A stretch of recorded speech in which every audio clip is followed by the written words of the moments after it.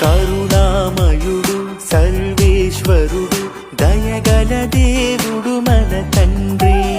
భువి రక్షింపగ మనుజుల కోసం స్వంత కుమారుని అర్పించే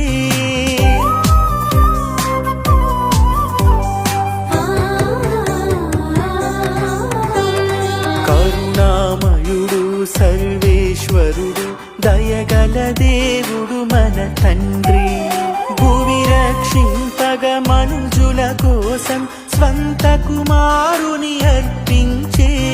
తండ్రిగా ప్రేమ చూపెను దండిగా వరములిచ్చెను కరుణతో క్షమించెను